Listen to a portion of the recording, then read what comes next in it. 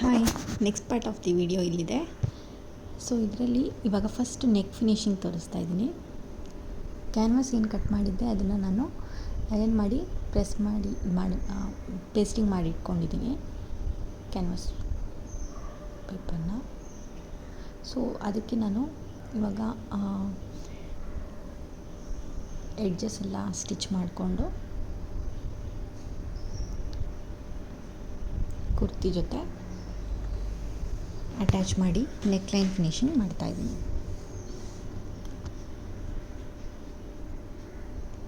So ಈ ಥರ stitch ಮಾಡಾದಮೇಲೆ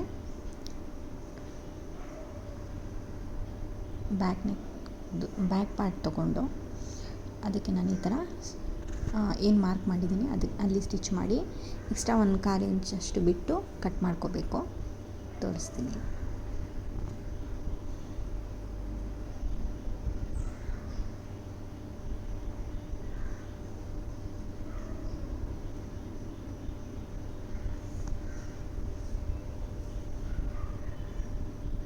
ಸೊ ಈ ಥರ ಆದಮೇಲೆ ಇದನ್ನು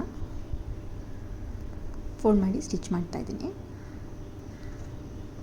ಸೊ ಇದಾಯಿತು ಬ್ಯಾಕ್ ನೆಕ್.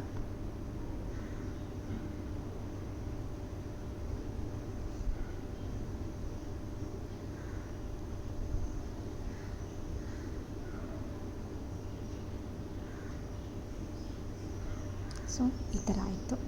ಸೊ ಇದು ಹೀಗೇ ಫ್ರಂಟ್ಗೂ ಮಾಡ್ಕೋಬೇಕು. ಕರೆಕ್ಟಾಗಿ ಮಿಡ್ ಪಾಯಿಂಟ್ ಏನು ತೊಗೊಂಡಿದ್ದೀವಿ ಅದನ್ನು ನೋಡಿಕೊಂಡು ಅಟ್ಯಾಚ್ ಮಾಡಿಕೊಂಡ್ರೆ ಒಳ್ಳೆಯದು. ಬೇಕಾದರೆ ಪಿನ್ ಮಾಡಿ ಇಡ್ಬೋದು ಸ್ಟಿಚ್ಗಿಂತ ಮುಂಚೆ.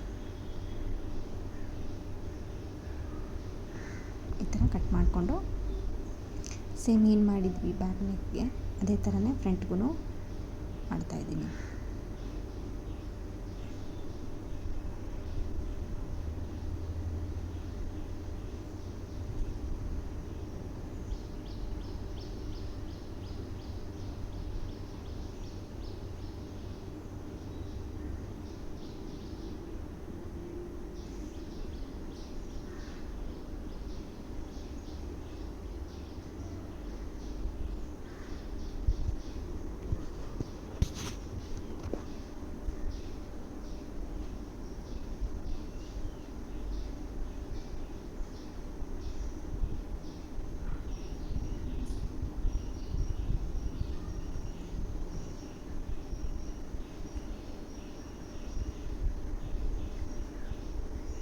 ಇವಾಗ ಶೋಲ್ಡರ್ ಜಾಯ್ನಿಂಗು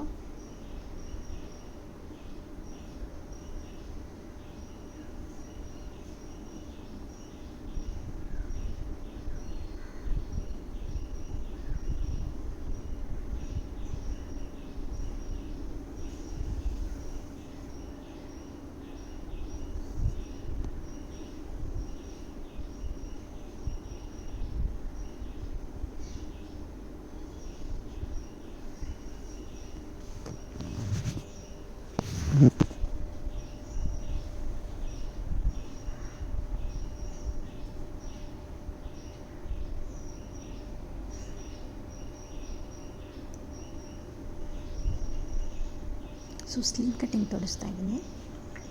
ಎಷ್ಟು ಲೆಂತ್ ಬೇಕು ನೋಡಿಬಿಟ್ಟು ಅದಕ್ಕೆ 1 ಇಂಚ್ ಆ್ಯಡ್ ಮಾಡಿಕೊಂಡು ಮಾರ್ಕ್ ಮಾಡ್ಕೋಬೇಕು.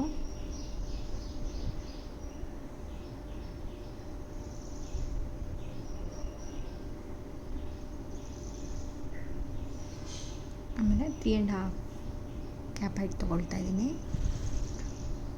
3.5 4 ತೊಗೋಬೋದು ಸೈಜ್ ವೈಸು. ಆಮೇಲೆ ನಮ್ದು ಏನು ಆರ್ಮ್ ಇದೆ ಅದನ್ನು ಮಾರ್ಕ್ ಮಾಡ್ತಾಯಿದ್ದೀನಿ ಆ ಲೈನಲ್ಲಿ. ಸೊ ಮಿಡ್ ಪಾಯಿಂಟ್ ತೊಗೊಂಡು ಈ ಥರ ಒಂದು ಕರ್ವ್ ಮಾರ್ಕ್ ಮಾಡ್ಕೊಳ್ತಾ ಇದ್ದೀನಿ. ಮಿಡ್ ಪಾಯಿಂಟಿಂದ ಒಳಗಡೆ ಒಂದು 1/2 ಇಂಚು ತೊಗೊಳ್ತಾ ಇದ್ದೀನಿ ಫ್ರಂಟ್ ಆರ್ಮ್ ಅಂತ. ಸೊ ಕರೆಕ್ಟಾಗಿ ನಾವು ಟಾಪ್ ಜೊತೆ ಮ್ಯಾಚ್ ಮಾಡ್ಕೋಬೇಕಾಗತ್ತೆ ಆರ್ಮ್. ಆಮೇಲೆ ಸ್ಲೀವ್ ರೌಂಡ್ ಏನಿದೆ ಕೆಳಗಡೆ ಅದು ತೊಗೊಂಡು ಈ ಥರ ಮಾರ್ಕ್ ಮಾಡಿಕೊಂಡು 5 ಇಂಚಿಗೆ ಒಂದು ಮತ್ತು 8 ಇಂಚಿಗೆ ಒಂದು ಮಾರ್ಕ್ ಮಾಡ್ಕೋಬೇಕಾಗತ್ತೆ. ಇದು ಸ್ವಲ್ಪ ಲಾಂಗ್ ಎಲ್ಬೋ ಸ್ಲೀವ್ ಇರೋದ್ರಿಂದ ಈ ಥರ ಎಕ್ಸ್ಟ್ರಾ ನಾನು ಏನು ಕುರ್ತಿಯಲ್ಲಿ ಮಾರ್ಜಿನ್ ಕೊಟ್ಟಿದ್ದೆ ಅಲ್ಲ ಅದೇ ಥರ ಇಲ್ಲೂ ಕೊಡಬೇಕಾಗತ್ತೆ. ಥರ ಕರೆಕ್ಟಾಗಿದೆಯಾ ಆ ಮೂಲ ಅಂತ ಚೆಕ್ ಮಾಡ್ಕೋಬೇಕು. ಚೂರು ಡಿಫ್ರೆನ್ಸ್ ಇದ್ದರೆ ನಾವು ಅಲ್ಲೇ ಚೂರು ಚೇಂಜಸ್ ಮಾಡ್ಕೋಬೋದು.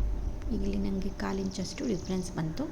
ಸೊ ನಾನು ಅದನ್ನು ಇಲ್ಲಿ ಕರೆಕ್ಟ್ ಮಾಡ್ಕೊತಾ ಇದ್ದೀನಿ.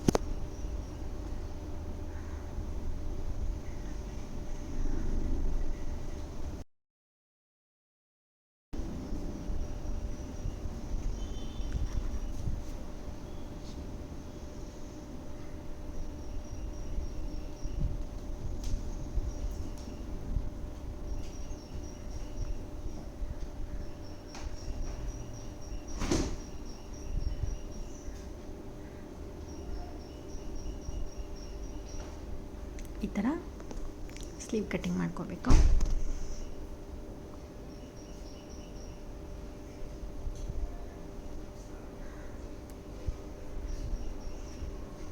ಆಮೇಲೆ ನಾಚ್ ಮಾಡಿ ಇಟ್ಕೊಳ್ತಾ ಇದ್ದೀನಿ.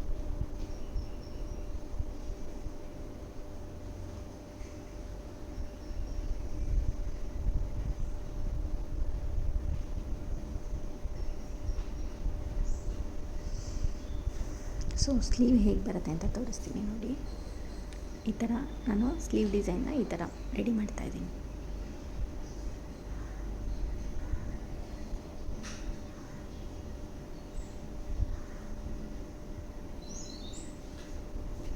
ಓಕೆ, ಈ ಥರ ಬರುತ್ತೆ.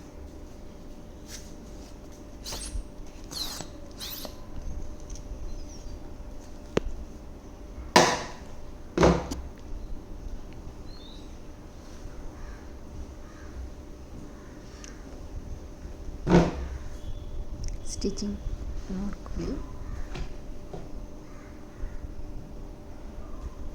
ಆಮೇಲೆ ಲೇಸ್ ಇಟ್ಬಿಟ್ಟು ಇನ್ನೊಂದು ಸ್ಟಿಚ್ ಹಾಕ್ತಾಯಿದ್ದೀನಿ ಅಷ್ಟೇ.